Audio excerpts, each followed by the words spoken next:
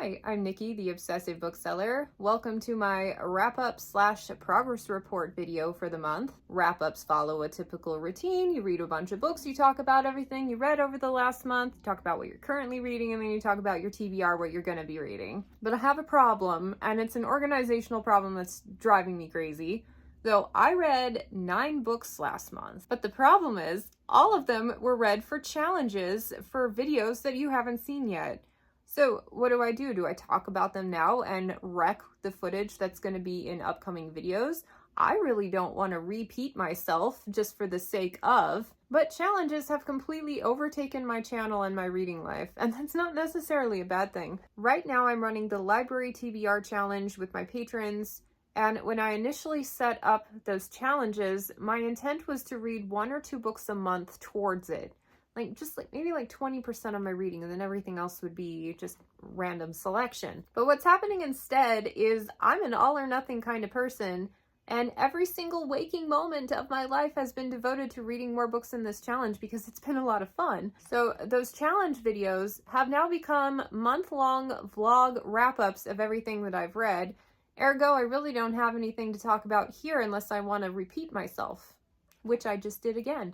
No, for the sake of, there's my wrap up. I read 9 books, but let me talk more specifically about the challenges that I'm running and kind of give you an overall progress report. Let's start with the library TBR challenge, the main one that I'm focusing on right now. Over the course of the last 2 months, I've read 18 books towards this challenge. Granted, a lot of them were small, and of the 10 books that I had on hold that I was committing to get to before the end of the challenge, I've read 5 of them, and I'm in the middle of the 6th one. Those are really good numbers. I am incredibly proud of myself for this challenge, but it hasn't felt like effort. You know how some challenges you feel like you're kind of reading and going through the motions of it just for the sake of? That is not how I feel on this one at all. Even the random draw books that I've been picking up, which, by the way, I've done 2 so far, it's just been the most fun that I've had in a long time. So that challenge is going incredibly well. 8 of the 9 that I read last month went towards that, and the one that didn't go towards that was one that I picked up a high priority from my shelves for my Read, Burn, Hoard series, which that is my favorite feature that I have on my channel, and it's my favorite one to produce as well. I'm going through what amounts to a second pass through my unread books in my collection with the goal of being under 1,000 unread books by the end of the year. And I'm being ruthless. I'm getting rid of so many things. And even now, looking back, I could probably have gotten rid of a few more things, but you know, you got to take these things in stages. Like for me, decluttering, it's so hard to let books go, especially since they're untapped possibilities, that the fact that I'm letting anything go is a miracle to me. But living with a reduced collection, having gotten rid of all of the stuff that I knew I would just never get around to, and seeing what's left on my shelves has made me more excited to read than ever. So that's been a really fun series that I'm running. And then you're gonna get a different number when I do my Read, Burn, Hoard, but my owned books challenge, where I'm trying to get under 1,000 books, as of filming it today, I have 1,104 unread books on my shelves. I'm also still unofficially running my incomplete series challenge. After it was the focus for the last patron challenge pick, really changed how I'm approaching my entire reading life. Really eye-opening experience going through all of that.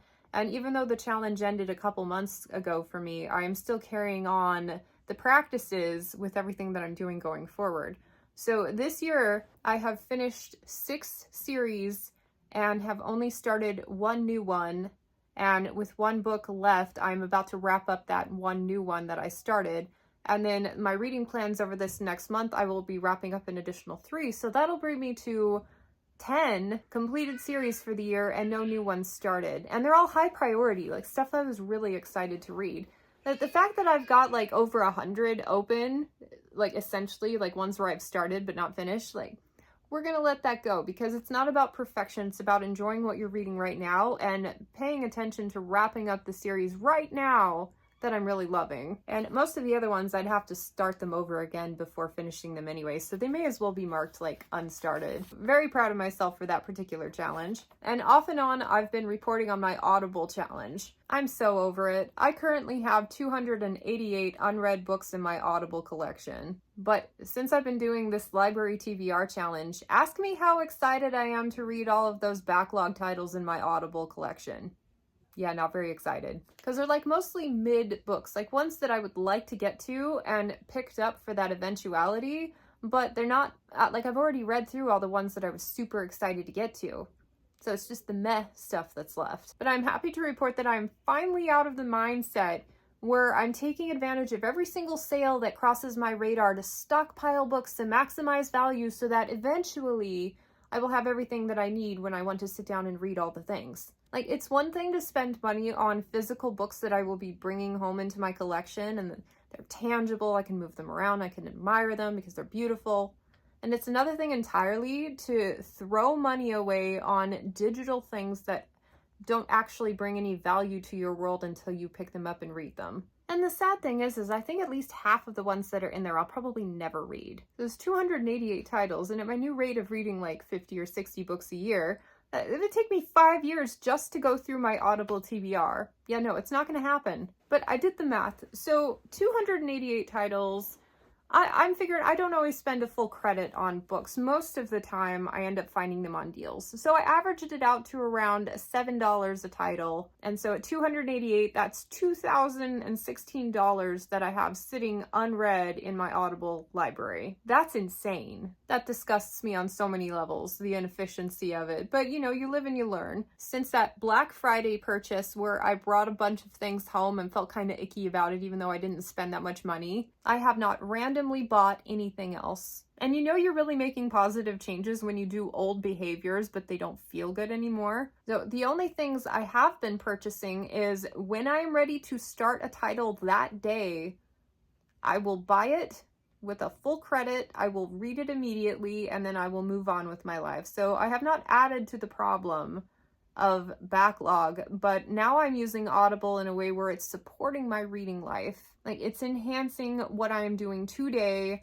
and there's no excess beyond that. And it's strangely satisfying to bring home only what you're going to use and nothing more. And I think it's one more way in which minimalism is finding its way into my reading life. And yes, I will be paying more per book by buying them right when I'm ready to read them at full credit price than I would be by picking them up on sale. But I figure, I mean, I've only bought like maybe one book a month and it's May. So $50 spent on audiobooks as opposed to the $2,000 that I had sitting there. And this is the thing, the spending was getting unreasonable. Whenever they would have one of those really good sales where everything was actually heavily discounted, I'd bring home like $200 or $300 worth of stuff. So my problem would continue to get bigger. So you got to ask yourself in the long run, which way is actually more cost efficient? I know the answer for me, that's for sure.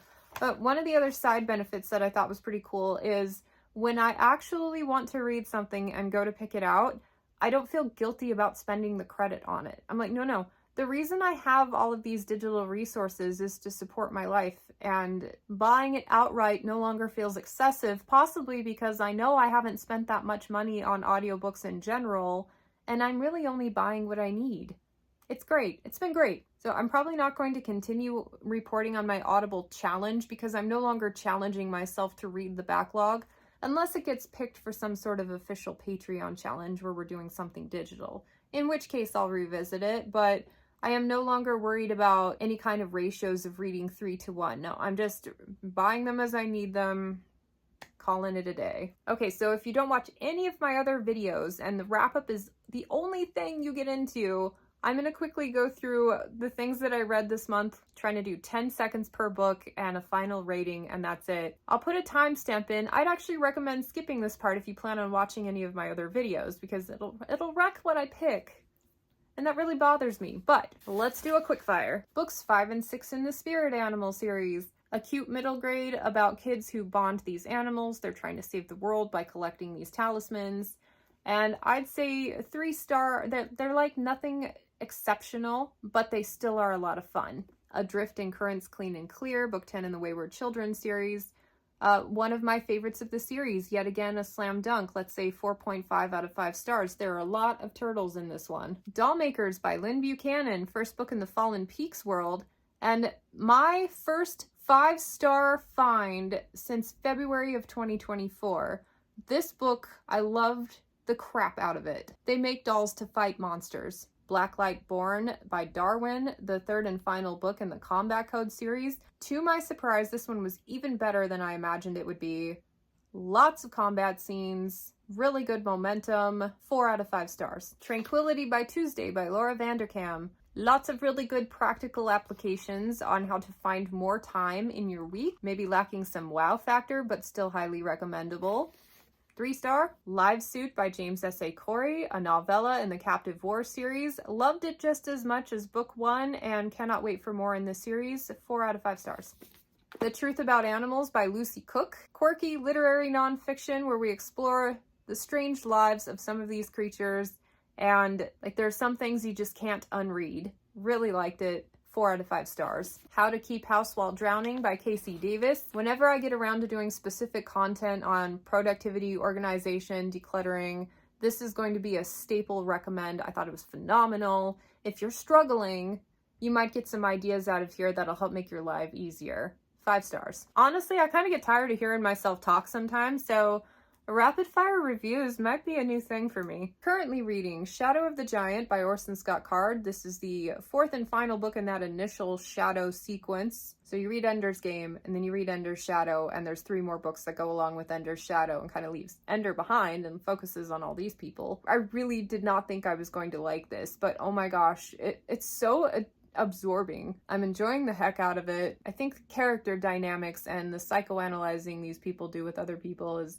my favorite aspect of the entire series. So really looking forward to reading more in this universe. I'm going to take a break after I finish this one because I'm considering it like the end of a set, and then I'm probably going to go along chronologically. Okay, let's talk about to be read. First up, my patrons have voted, and our official book club pick is Generation Ship by Michael Mamet. I love this author from his Planetside series, and we've been trying to get around to this one for ages. I've been nominating it for book club for months and months now, and it always comes in second place. It gets a lot of votes, but now it has finally won. Hope it's going to be worth the wait. I really love the way this author thinks and the way he writes characters and dialogue scenes, like so good. So very excited about this one. Would also like to read Demon's Bluff by Kim Harrison. This is the most recent release in the Hollow series.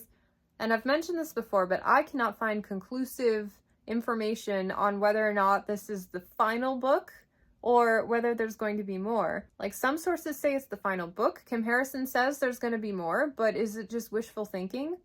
Yeah, I'm not sure, but she's going back and doing her Perry Reed series instead of focusing on this or the Shadow Age. It's just an odd choice, but I always love a Rachel Morgan book. I'm sure I'm going to like this one. And finally, it's happening. Disquiet Gods by Christopher Rocchio. This is book, I don't even know. This is number 6 in the Sun Eater series. The penultimate book. The last one comes out early next year sometime-ish. And I've heard from a few people who have read this one that it is awesome. So I can't wait. So that's pretty much it. I'm sure I'll pick up a couple of random nonfiction books to supplement my reading. But for the most part, I think this is going to keep me plenty busy. Oh, I would also like to finish the Spirit Animal series. I've got 1 book left in that. And I found myself recently trying to read too fast again. Getting caught up in the, okay, let's plan out what I have time to read. Let's stay on pace the whole time so that I can get to those books on time so that I'm not late for anything. And I really hate it when I structure my reading like that. It just saps all the enjoyment out of it. So I'm trying to slow down a little bit, give myself a reasonable TBR where I can read all of these at a comfortable pace without rushing. And then if I add books in to kind of like spice things up, great. It's just yet one more instance where abundance is not serving me, because I feel stressed about all the things that I haven't gotten to yet. Anyway, kind of a weird wrap up, but thanks for going with me on it. I might restructure how I do these going forward, if I even keep them at all. Those library TBRs really are turning into their own ongoing wrap-up vlog, because I'm too committed to the challenges. Like, it's not just about reading 1 or 2 here. No. My entire month is committed to whatever I'm chasing with that, because I really like challenges. No kidding. Anyway, thank you for watching. Let me know if you're reading anything lately that you're really excited about. Subscribe if you haven't already, and I will catch you on the next one. Bye.